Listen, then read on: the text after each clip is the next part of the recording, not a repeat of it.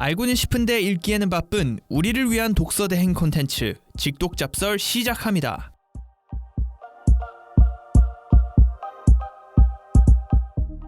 직독잡설 2부 시작하겠습니다. 자, 오늘은 제가 소개하는 천년 세계가 처음 만났을 때라는 책을 읽고 있는데 일단 지금까지 어때요?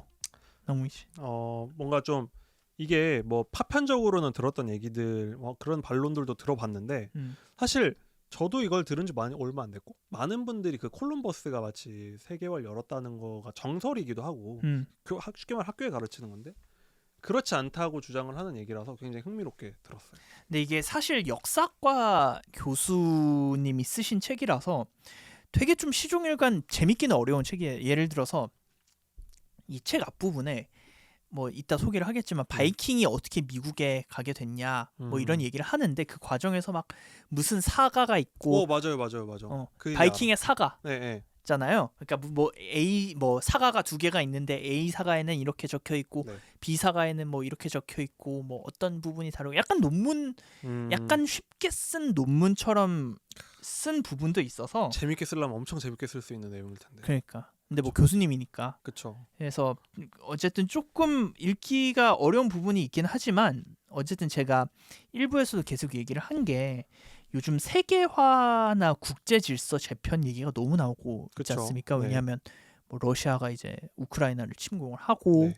그다음에 뭐 이제 미국이 기준금리를 다시 올리면서 경제가 좀 얼어붙을 수 있다는 우려가 나오기 시작하고 그래서 그런 얘기들이 좀 있어서 그 이야기랑 이 책이랑 어떻게 접목을 시켜 볼 수 있을까 이런 생각에서 좀 고른 것도 있어요. 그러니까 우리나라 사람이라면 어느 정도 알고 있는 내용이지만 그 내용 속에서도 좀 간과하는 부분이 있잖아요. 제가 예를 들어서 그 송나라 같은 거나 네.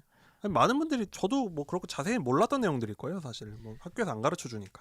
근데 제가 그러니까 왜 간과를 했지라고 생각을 해보면 책 읽으면서 계속 뭔가 좀 기시감이 드는데 약간 이런 생각을 했었는데 그 이유가 그 책 뒷부분이 그 중국에 관한 이야기에 초점을 되게 많이 맞추거든요. 마지막 장인데 네. 근데 이제 앞쪽에는 미국이랑 유럽 뭐 폴리네시아 저희 일부에서 했던 얘기를 하는데 그 예를 들어서 그 앞부분 그러니까 뒷부분은 중국이고 앞부분은 뭐 미국에 이제 처음 간 콜럼버스가 아니라 미국에 처음 간 거는 바이킹이라는 얘기를 저희 일부에서 잠시 했었죠. 근데 이 부분은 우리가 상식적으로 배우진 않잖아요. 그렇죠. 미국에 콜럼버스가 처음 간 거 아니야? 이렇게 얘기를 하잖아요. 그렇죠. 근데 이제 바이킹을 생각을 해보면 약간 유럽의 몽골족 같은 느낌이잖아요. 왜냐하면 이 바이킹이라는 사람들이 다 약탈을 하는 민족이니까. 네, 그렇죠. 그러니까 막 뭐 나중에 가서야 뭐 덴마크나 뭐 스웨덴이나 아이슬란드 이런 나라들을 세우고 조직을 만들긴 했지만 기본적으로는 약탈 민족이잖아요. 왜냐하면 이제 거기는 땅이 너무 척박하니까. 그렇죠. 핀란드, 스웨덴 생각해 보세요. 막 백야 있고. 맞아요. 춥고 농사짓기 힘들겠죠. 그러니까 이제 농사가 잘 안 되니까 식량이 제한이 돼서 남의 나라나 남의 부족이나 남의 집을 약탈을 해야지 먹고 살 수 있다는 거예요. 그러다 보니까 여기저기 뻗어나가는 민족이 됐다. 그러니까 바다로 나가야 되는 거지. 그래서 고기를 잡고 그런 것뿐만이 아니라 바다로 나가서 이제 다른 부족이나 다른 나라를 뺏어야 된다는 그거네요. 거지. 이분들도 그러니까 그 아이들을 먹여 살리기 위한 그 가장들이었던 거지. 그치. 그러니까 이제 먹을 게 없고 그거 하잖아요. 우리 서울에 집값이 비싸져가지고 자꾸 그 가격에 맞춰서 찾다 보면은 뭐 어느새 하다 보면 막 양주 막 이렇게 가 있거든요. 그쵸.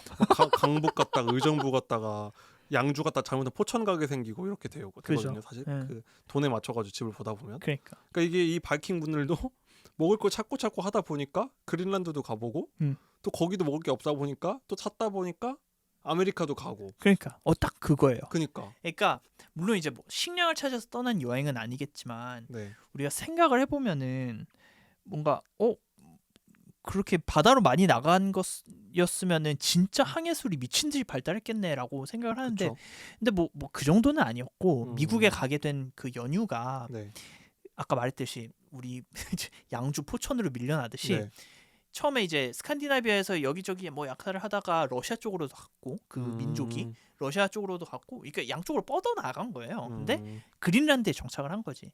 그 중에 네. 근데 그린란드에서 제가 그 캐나다로 이렇게 직선거리를 찍어봤더니 네. 1,200km 정도밖에 안 돼요. 가깝네요. 네. 그러니까 콜럼버스가 4,000km라고 그랬잖아요. 조오련 선생님 정도면은 수영으로도 갈 수 있는 거리 아닌가요? 진짜 언제적 이렇게 나이를 조오련 그죠? 조오련 선생님이 몇 킬로 수영하셨죠? 그 대한해협을 건너셨으니까 음. 대한해협 한 100km는 넘지 않을까요? 100km가 안 되나? 모르죠. 1000km는 수영은 좀 무리인가요? 그러니까 미친 거 아니야? 아무튼 1000km면 네. 한 한국에서 대만 정도? 그 정도인가요? 그 정도 될 것 같은데요. 그러니까 생각보다 얼마 안 되는 거리니까 네. 물론 이제 그때 당시의 기술이 뭐 특히나 바이킹들의 뭐 배가 얼마나 크고 튼튼을 했겠어요. 그리고 뭐 그렇죠. 이제 그때 당시만 해도 뭐 식량 보존이라던가 네. 그런 항해에 관한 상식들이 물론 이제 짧은 단거리 항해에 관한 상식은 있었겠지만 그렇게 장거리 항해는 생각보다 많지 않았겠지만 네.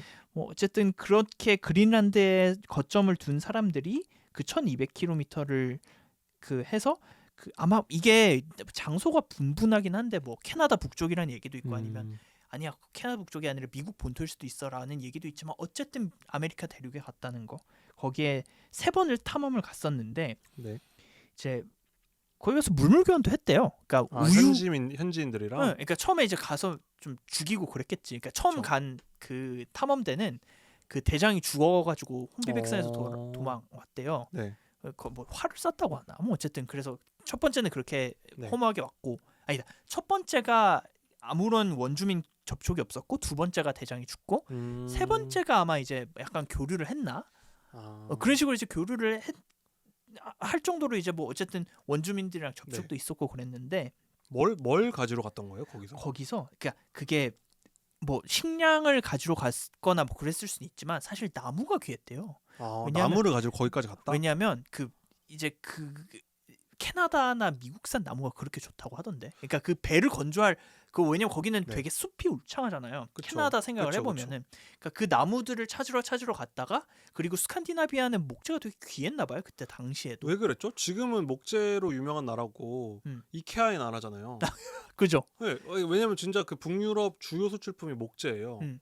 근데 그때는 나무가 귀했나? 근데 그리고 목재 성분도 좀 약간 있을 수도 있었고 근데 목재가 되게 애초부터 귀한 그러니까 바이킹들한테는 되게 귀했대요. 아무튼 네. 귀했다.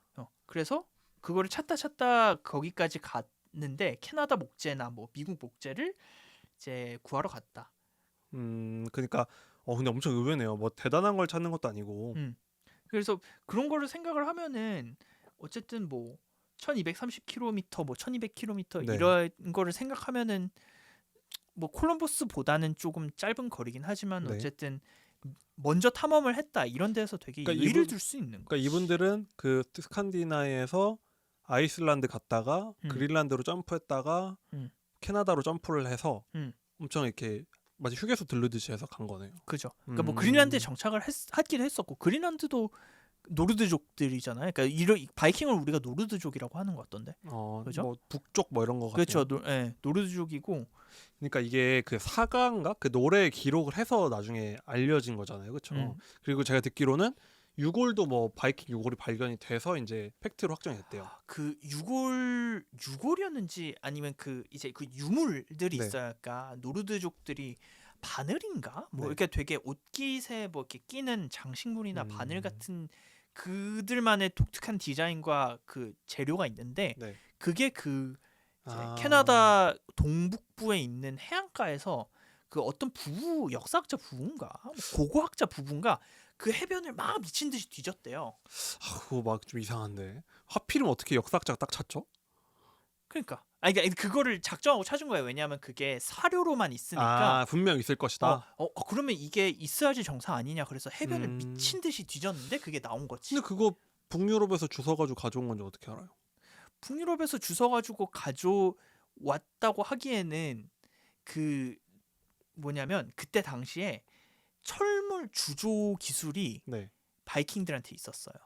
그러니까 그 유물이 있는데 바이킹 고물상한테 사서 그러니까 스칸디나비아 스웨덴 보물상한테 사서 미국으로 몰래 가져와서 발견했다고 주장할 수 있잖아요.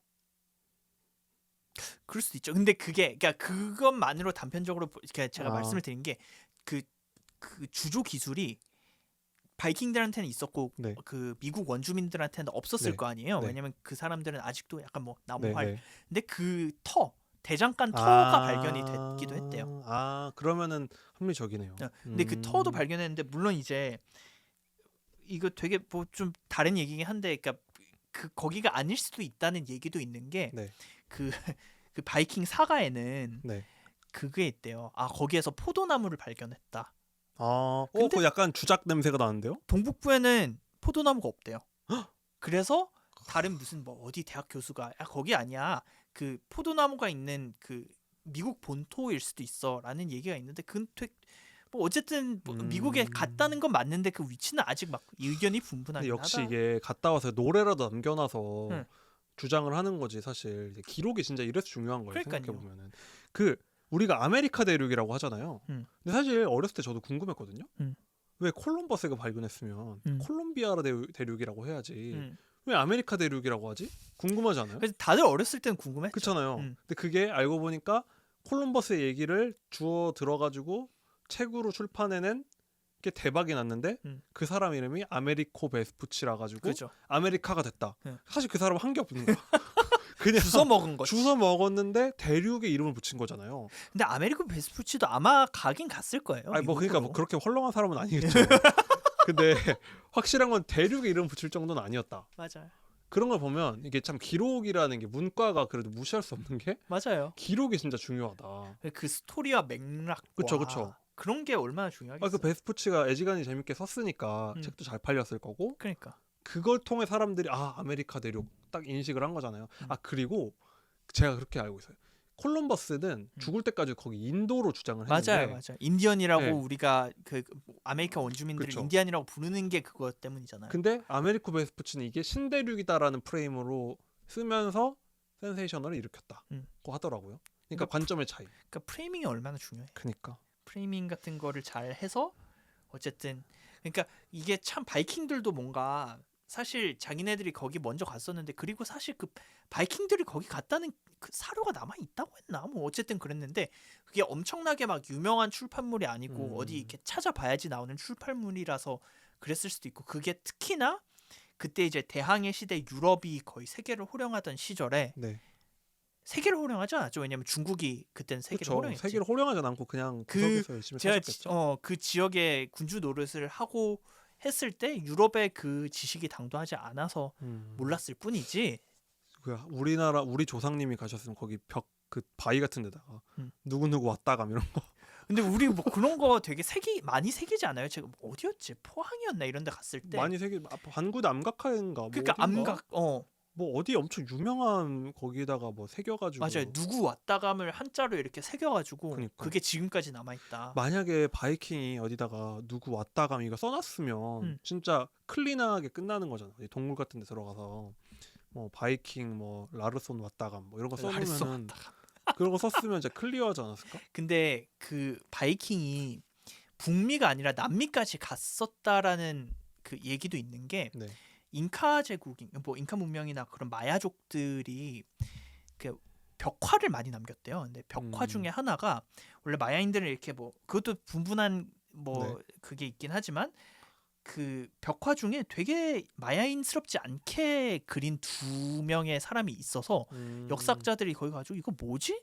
했는데 이제 자세히 살펴보니까 난파선이 있고 그 난파선이 원래 마야인들이 그 만든 배가 아닌 약간 되게 다르게 생긴 난파선 2개랑 그 이제 되게 이국적으로 생긴 2명의 사람이 있는 거예요. 그래서 그때 당시에는 이거 뭐지? 라고 했다가 나중에 이렇게 지식을 취합하고 나중에 보니까 이거 바이킹들 아니야? 왜냐하면 그때 당시에도 뭐 거의 그 바이킹 그 탐험했던 사람들도 배를 20척을 보내면 한 12척밖에 그 미국에 당도하지 못했다 뭐 이런 얘기도 있어요.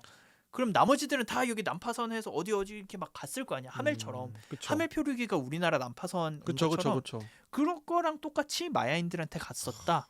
그래서 그때 당시에도 바이킹이 거기 있었던 거 아니냐라는 얘기도 있어요. 와, 근데 20척 보내면 12척 도착한 거 알았다는 거잖아요. 그죠? 그럼 보내는 것도 타는 사람도 제가 봤을 때 음.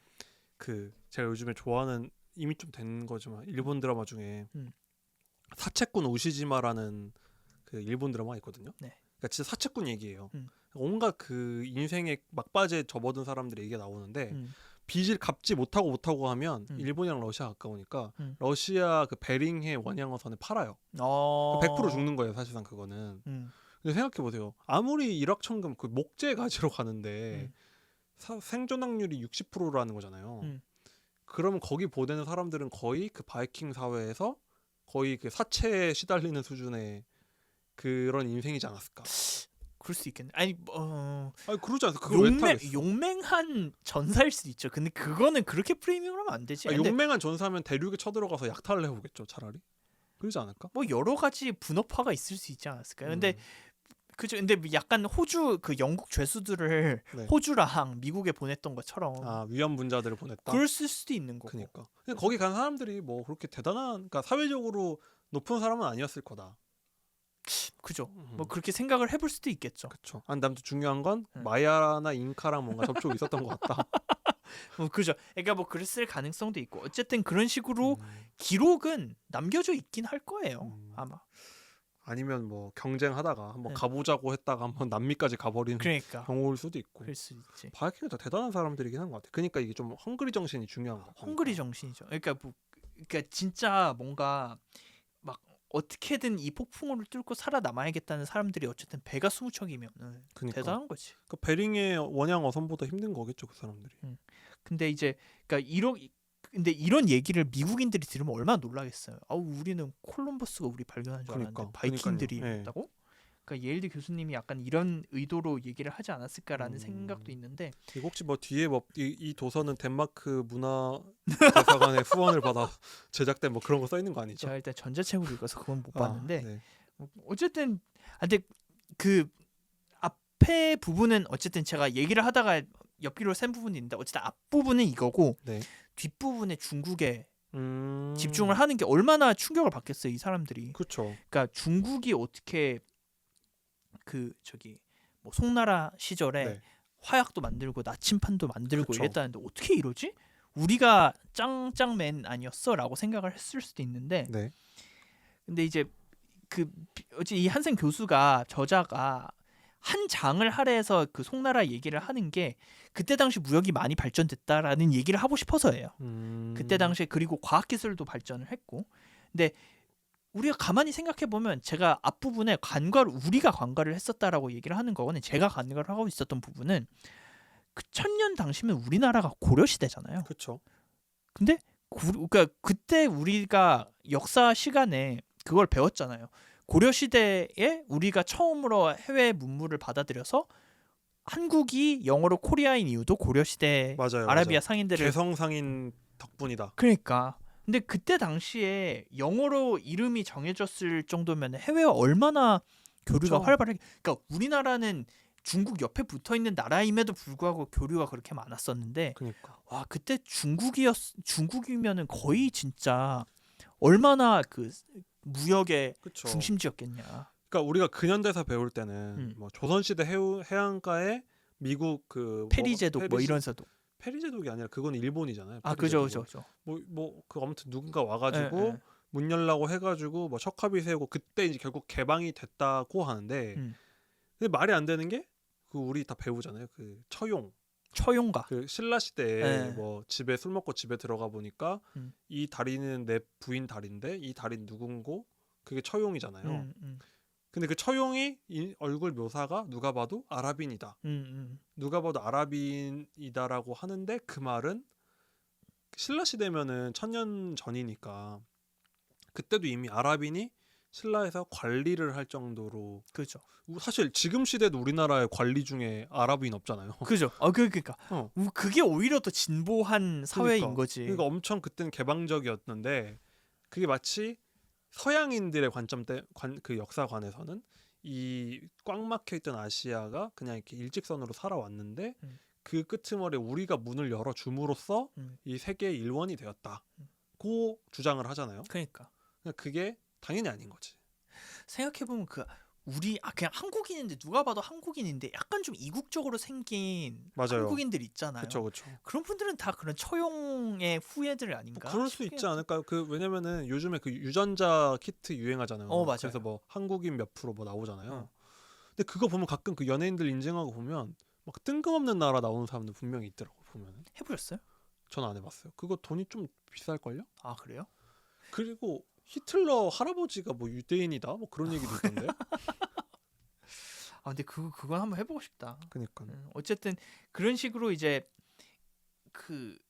중국이 그만큼 그때 당시에는 무역의 중심지였다라는 얘기였고, 우리 조상들은 생각보다 인싸였고 그 다음에 그 물건들도 네. 생각을 해보면 그 향 같은 것도 사실 중국이 왜 향 피우는 걸로 되게 유명했잖아요. 그쵸. 근데 그게 사실은 침향이라고 네. 나무 껍질이 원조인데, 네. 그러니까 우리가 향 생각하면은 약간 인센스 스틱 그런 거 생각을 하잖아요. 이렇게 우리 요즘 유행하는? 제사 지내면 그 피우는 그 향을 생각하는데 요즘 자꾸 인센스 스틱이라고 하는데 네. 향이잖아요, 향. 맞아요. 그걸 요즘 인센스 스틱이라서 엄청 비싸게 팔더라고요. 근데 향인데 그러니까. 물론 이제 독특한 뭐 우리가 제사 지낼 때 네. 쓰는 그 향은 아니겠지만, 네.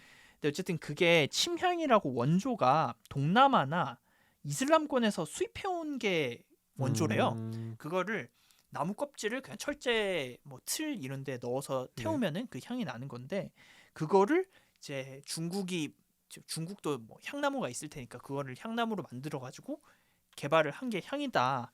근데 그만큼 동남아랑 교류를 했고 네. 뭐 이슬람권이랑 교류를 했다. 아라비아 상인들이랑 교류를 했다. 뭐 그런 거지. 그 옛날에 그런 외제 인센스 스틱 쓴다고 아무도 생각 안 했을 텐데 진짜 힙하네. 우리도 요즘도 약간 인센스 스틱이 좀 유행이잖아요. 그러니까. 근데 옛날 선조들은 이미 해외 수입산 향을 쓰고 있었다. 근데 오히려 옛날에 더 썼어야 되는 게, 왜냐면 그 왜 예전에 프랑스 사람들 생각해 보면 프랑스가 향수가 발달을 했잖아요. 그렇죠. 근데 그게 향수가 발달할 수밖에 없었던 이유가 안 씻으니까 사람들이 안 씻고 뭐 길거리에다가 그때 당시에는 하수도 시스템이 없었으니까 그렇죠. 막 길거리 다니면 그 하이힐도 그 개발된 이유 알잖아요. 뭐 그걸 밟는 걸 피하기 위해서나. 네, 그 귀족 부인들이 똥 밟지 않고 그 똥 위에 이렇게 뭐 계속 똥이라고 하니까 진짜 불편하네요. 방송에서. 인분을 밟지 않고 최소한 그 밟는 면적을 최소화하기 위해서 개발했던 것처럼 이제 향도 그렇게 발달했는데, 네. 그때 당시에도 옷들이 다 비단 옷이고. 그렇죠. 그러니까 비단 옷은 빨 수가 없잖아요. 그때 당시 뭐 드라이 그쵸. 클리닝이 있었던 건 아닐 테니까. 그렇네요. 이때 비단이 물세탁이 안 되지 않나요? 안 될 걸요. 그러니까, 지금도 안 될 거예요. 그러니까 지금도 실크는 안 되고 그러니까 엄청 귀한 옷이 지금보다 훨씬 귀할 텐데. 그러니까, 지금도 귀한 옷인데. 그러니까 그걸 냄새는 나는데 입어야겠고. 그리고 비단 옷을 뭐 지금처럼 뭐 산업화 시대처럼 이렇게 막 찍어낼 그쵸. 수 있는 것도 아니고. 그러니까 그거를 향을 그 옷에 배게 해가지고 냄새가 안 나게 한다. 냄새를 덮는다. 그런 거죠. 근데 이렇게 발달했는데 어떻게 근대에 와서 유럽에 확 밀렸을까요? 그러니까 그것도 되게 신기한 게, 우리가 예전에 중국화된 일본, 그러니까 시즌 1 책이나 시즌 2 책에서 얘기를 했던 것처럼, 아니 근데 중국이 이렇게 발달을 했는데 왜 유럽에 밀렸지? 뭐 왜 그때 아편 전쟁 때 밀렸지? 우리가 과거에 얘기했었던 게 어쨌든 그 영국에 밀리면서 중국이 이제 무너진 거잖아요. 네. 아편 전쟁 때. 네. 근데 왜 그렇게 밀렸지? 왜 산업혁명이 일어나지 않았지? 라고 책에서 그러니까 그쵸. 그러니까 그런 의문을 얘기를 하는데, 그러니까 우리가 이런저런 얘기를 했었는데 뭐 이 한생 교수는 산업혁명을 발생시킬 유인이 없었다는 거야. 그럴 이유가 없었다? 왜냐하면 이제 산업혁명은 본질이 기계잖아요. 그쵸. 증기기관이고. 네. 근데 그 증기기관이랑 기계는 최소한의 노동력을 사용을 하겠다는 게 목적이잖아요. 그렇죠. 근데 중국은 그럴 필요가 없었다는 거지. 왜?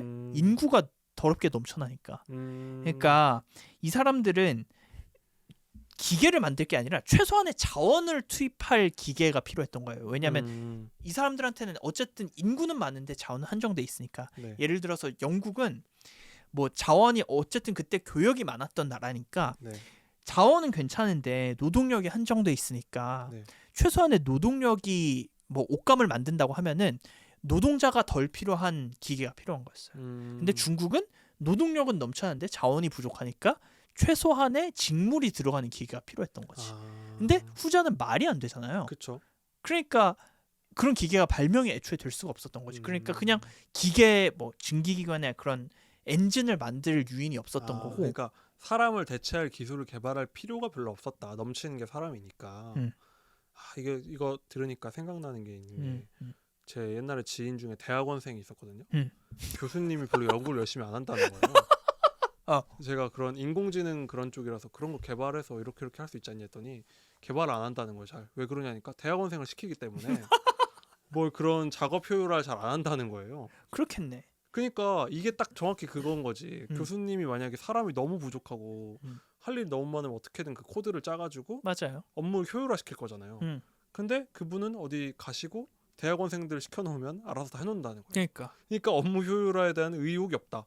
그러니까 랩이 발전이 안 한다는 거예요. 정확히 여기 들어맞는 사례 아닐까요? 그러니까 기술이 발전하려면은 제가 봤을 때도 그러니까 이거를 읽으면서 그래 기술이 발전하려면 그쵸. 노동력이 부족해야 되는구나. 그렇죠. 우리도 점점 바빠지다 보니까 녹음하려고 마이크도 사고 지금 저 뭐죠? 믹서, 오디오 믹서 저것도 마련한 거잖아요. 그죠. 그러니까 결국은 노동력을 다 가로막기 힘든 상황이 되니까 그 자본을 지금 쌓은 거잖아요. 맞아요. 기술을 활용하는 거잖아요. 기계를 활용하는 거잖아요. 맞아. 우리가 원격 녹음도 했고 그러다 보니까 기술이 발전하는 건데 그죠. 우리가 둘 다 이제 집에서 쉬는 사람이면은 그럴 필요가 별로 없겠죠? 그죠. 그냥 뭐 녹음실 잡아가지고 하면 되는 거지. 슬슬 나오면 되니까. 그러니까 그런 식으로 그러니까 노동력이 기술 발전에 미치는 영향이 되게 지대했겠구나. 이건 어쩌면 그럴 수 있겠네. 그러면 이런 의문이 생길 수 있잖아요. 그러면은 왜 서양은 사람이 없었을까? 왜 동양만 사람이 그렇게 많았을까? 생각하는데 이건 어쩌면 동양은 쌀을 먹어서일 수 있다. 이게 그 우리 그때 한번 책 했었잖아요. 그 공간이 만든 공간에서도 살짝 얘기했었고 그 식량의 경장 얘기할 때도 살짝 얘기했던 건데 단위 면적당 열량 산출이 쌀이 뭐 밀보다 거의 한 10배 많다는. 그죠, 맞아. 그런 얘기 했었던 거. 면적당 부양 가능 인구가 훨씬 많으니까 서양은 밀을 먹다 보니까 인구가 밀도가 낮았고 동양은 비가 많이 오는 모내기가 가능한 지역이라서 쌀을 먹었고 그래서 인구 밀도가 엄청나게 높았고 인구가 많다 보니까 기술을 개발할 유인이 없어서 그게 두 개 합체가 되면 결국 쌀을 먹는 문화권은 산업혁명을 일으키기 어려웠다는 거죠. 근데 이게 당연히 저 같은 뭐 문외한이 한 얘기는 아니고 페르낭 브로델이라고 굉장히 유명한 서양에 있는 역사학자 분의 가설이 이거더라고요. 쌀의 저주. 쌀의 저주. 그러니까 그게 좀 복합적으로 그러니까 근데 그게 기저에 깔린 게 인구가 어쨌든 많아서 그때는 인구가 짱이었잖아요. 그러니까 사람이 많아야지 번성하고 나라가 커지고 그때 당시 중국이 오히려 뭐 다른 세계 어느 나라보다 발전된 이유도 인구가 많기 때문에. 근데 그 인구의 저주인 거잖아요. 어떻게 보면은. 그러니까 인구가 많으니까 우리나라가 짱이고 우리나라가 짱이니까 우리는 더 이상 발전할 필요가 없어. 라고 이제 그때 당시에 그렇게 안주했었기 때문에 중국이 영국에게 밀린 거다. 그렇죠. 뭐 집에 돈이 엄청 많으면 자기 개발 안 하다가 뭐 능력이 부족해지는 그런 걸처럼 비슷한 애였다 보니까. 근데 어쨌든 그래서 그러니까 인구론으로 바라보는 거는 되게 신선하긴 했어요. 이 책에서.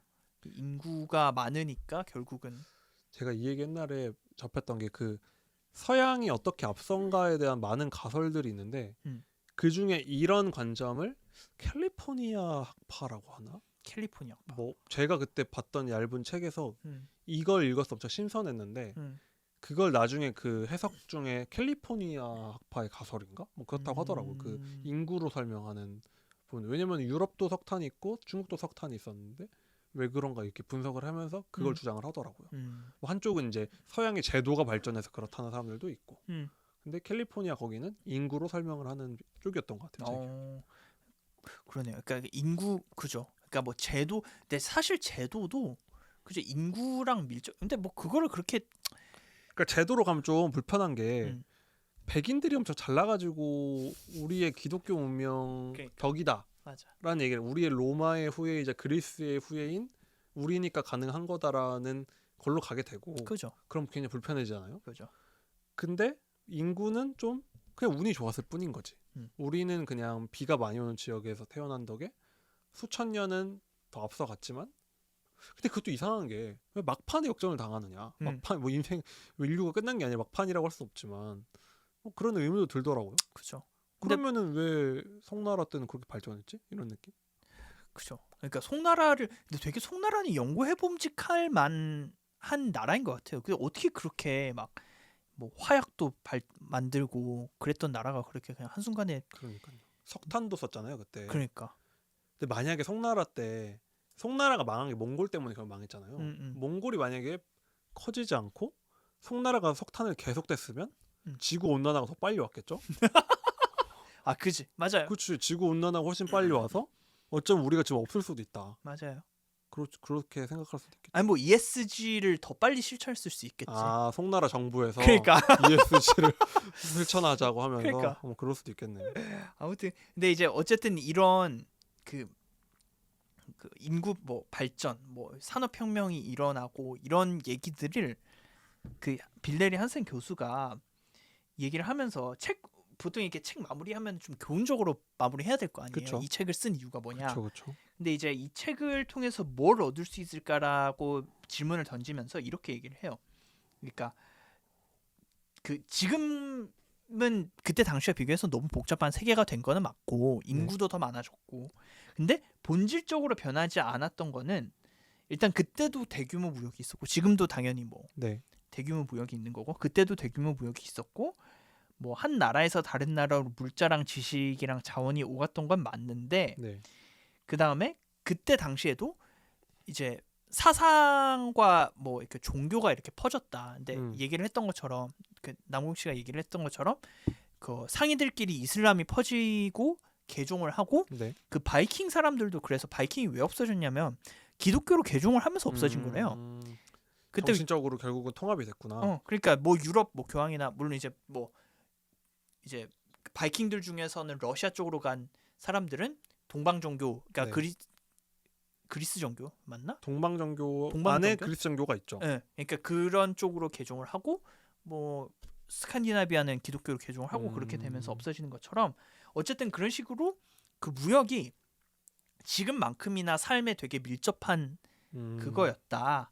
근데 그런 식으로 생소한 것을 받아들이는 자세가 중요하다.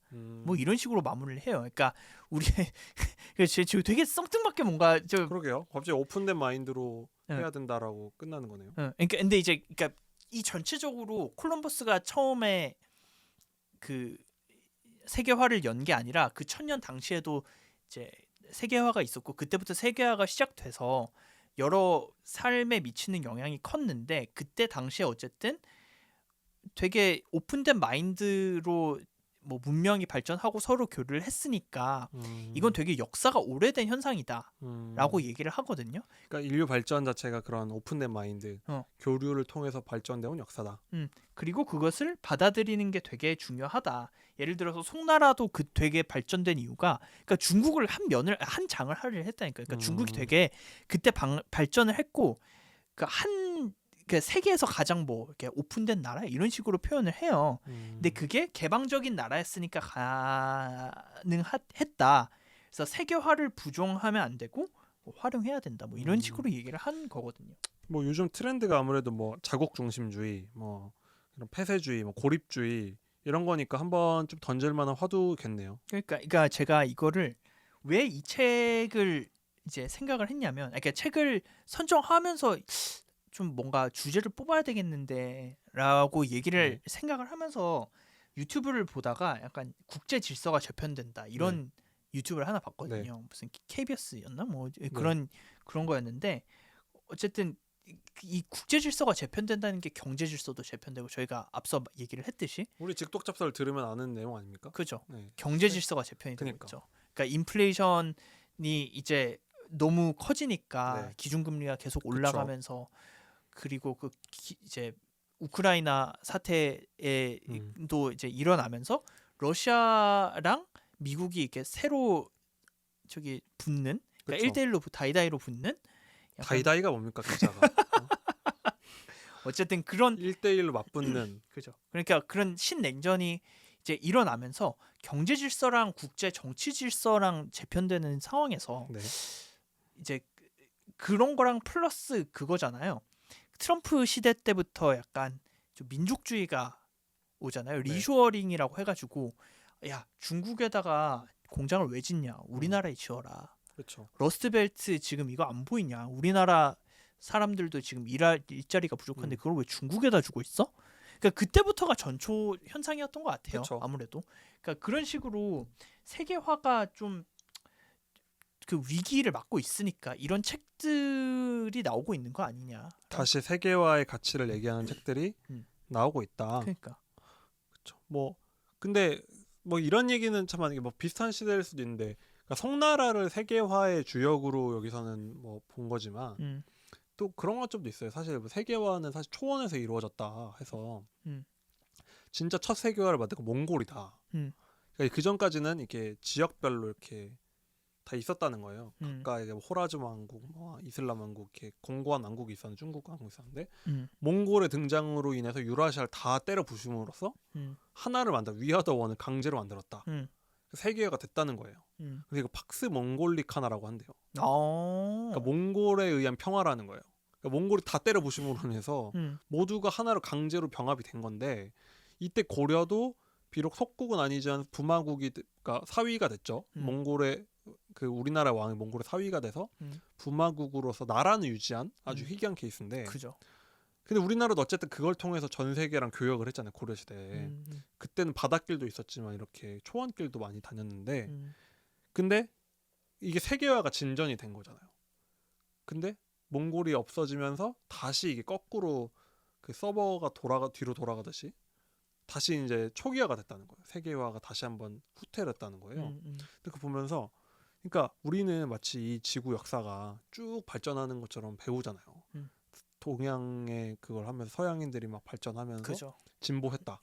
앞으로도 진보할 거다 생각하지만 그 몽골 사례를 보면서 그래 세계화란 건 다시 저기 후퇴도 하는구나. 뭐 주기적으로 그런 건가 싶더라고. 근데 그게 요즘이 아닌가. 그런 생각이 드네요. 후퇴하는 시기, 네. 그러니까 사이클처럼. 그렇죠. 그러니까 이게 어쩔 수 없이 한 번씩, 그러니까 그 이렇게 쭉 발전하는 세계관이 약간 서양인들이 좀 그런 관점인 것 같아요. 그 딱 시작이 있어서 저 끝을 향해서 쭉 달려가는 이걸 뭐 어려운 말로 헤겔의 역사관이라고 하더라고요. 이렇게 그 정반합. 정반합으로 해서 계속 발전해 나간다. 진짜 고등학교 이후로 처음 들어본다. 그러니까. 근데 서양인들은 약간 역사를 이렇게 본대요. 이게 기독교 역사관은 종말론적인 역사관이긴 하지만 아무튼 이게 뭔가 그 끝을 향해 달려간다는 관점이 있다는 거예요. 서양인들은.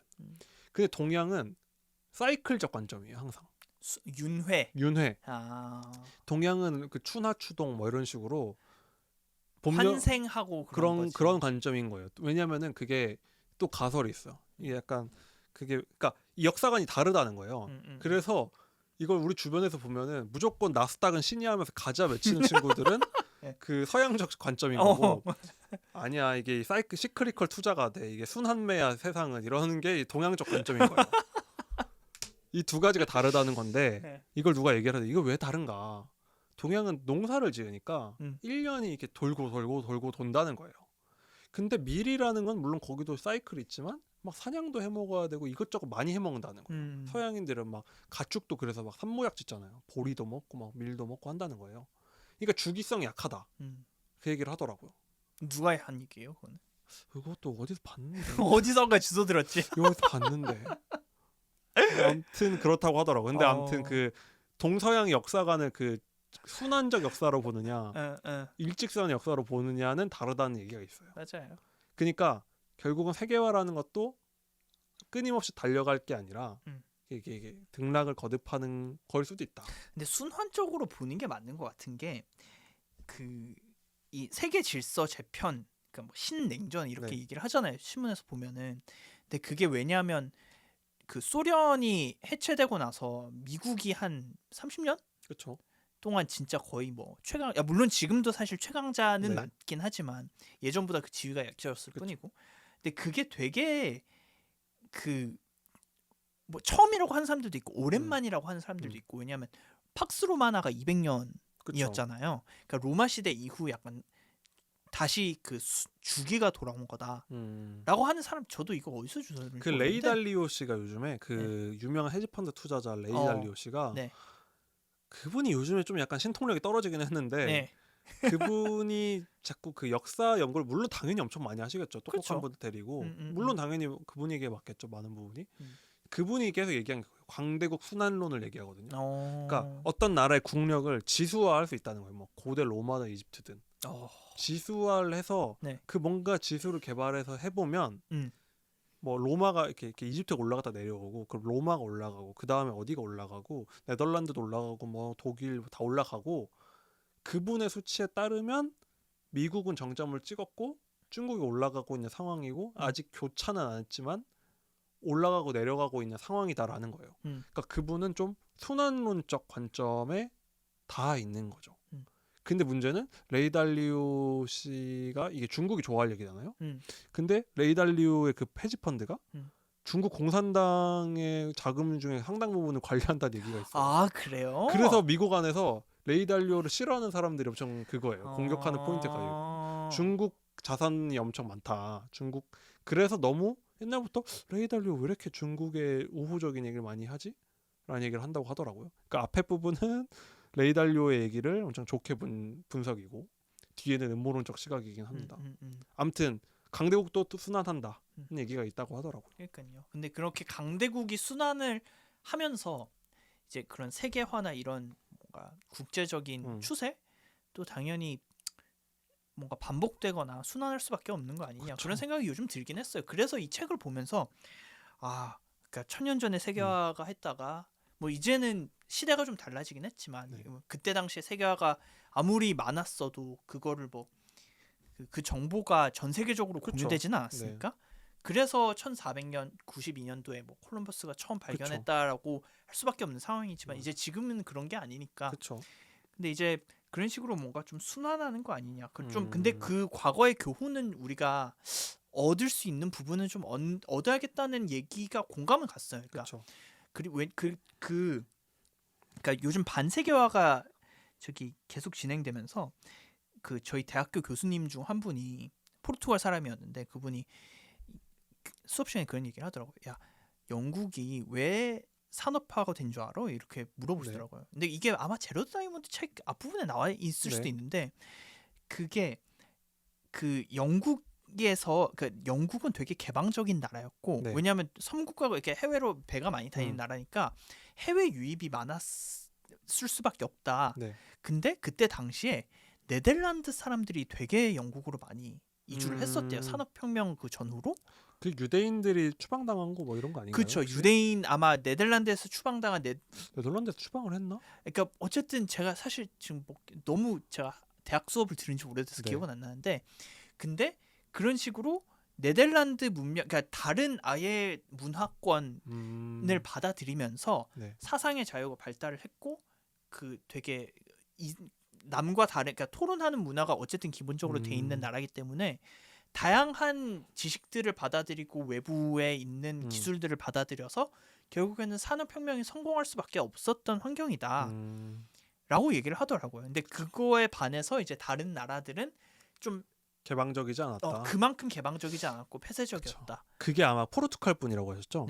그래서 포르투갈, 스페인이 그 자기들이 망했잖아요. 그러니까 그 제국 시절에 왜 망해서 반성문 중에 하나가 그거였대요.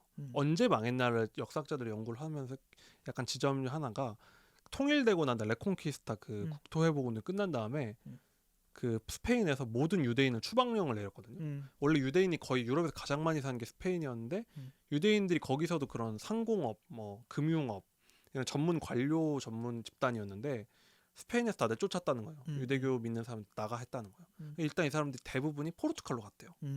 그분이 고향이 포르투갈이잖아요. 근데 포르투갈도 좀 있다가 다 내쫓았거든요. 그러니까 인텔리 금융업자들을 다 내쫓으면서부터 이 나라가 약간 쇠퇴하기 시작했다. 물론 그 이후에 세계 제국을 이뤘기 때문에 그렇긴 하지만 그거 봤을 때 그런 경험이 있지 않았을까? 맞아. 자기네 나라가 그 배타적인 걸 하면서 몰락했다는 경험도 있지 않을까 싶긴 하네요. 그래서 우리가 되게 뭔가 해외 우리나라에 적용할 수 있는 교훈이 약간 이제 그러니까 뭔가 우리나라가 인구가 계속 감소하고 있고 그 감소하는 와중에 솔직히 출산율을 높일 수 있는 방법은 이민밖에 없을 것 같은데 그렇죠. 그렇게들 많이 얘기를 하잖아요. 이제 문화 갈등, 우리나라 문화 음. 갈등 분명히 올 것이다. 음. 인종 차별 문제 그쵸. 대두되고 그 와중에 세대 갈등도 올 것이다. 네. 뭐 이런 식으로 얘기를 하니까 뭔가 남과 다른 거를 좀 잘 받아들일 수 있는 환경이 됐으면 좋겠다라는 그렇죠. 마음에서 이 책을 가져와봤습니다. 아주 중요한 교훈으로 끝나는 책인 것 같네요. 그러니까요. 제가 교훈을 억지로 만든 건지는 잘 모르겠는데 네. 아무튼 그렇습니다. 어쨌든 시간이 어찌 됐네요. 시간을 네. 벌써 시간이 꽤 돼가지고 음. 이 정도로 이제 2부는 이제 이걸로 끝을 마무리해야 될 것 같고, 저는 좀 책을 처음에는 새로운 역사적 사실을 가져온 게 흥미롭고, 그리고 파편적으로 몰랐던 그 우리가 가려졌던 우리 선조들의 역사들이잖아요. 그런 게 흥미로웠던 것 같고, 어쩌면 우리가 세계화라는 게 인류가 내내 해오던 거고, 그러면은 포기할 수 없는 일인 거 아닌가 싶기도 하네요. 저도 어쨌든 이런 교훈적인 네. 메시지를 통해서 뭔가 좀 생각해볼 거리가 있었던 것 같아가지고 책을 읽으면서도 물론 제가 막 책을 막 직장인이기 때문에 네. 막 모든 부분을 탐독을 하지는 않았는데 그래서 좀 놓친 부분이 있을 것 같긴 하지만 어쨌든 제가 뽑고 싶은 주제는 이거였다. 재밌었습니다. 네. 어쨌든 2부는 여기서 마무리를 하고 저희가 다음 주에는 완전체로 모이게 되네요. 4인으로 처음 모이는 거죠? 네, 4인으로 한번 모여서 재밌게 직독자서 최초의 4인 체제로 한번 다시 인사드리도록 하겠습니다. 재밌게 계속 들어주시길 바랍니다. 저 이쯤에서 마무리할게요. 네. 네, 감사합니다. 다음 주에 감사합니다. 뵙겠습니다.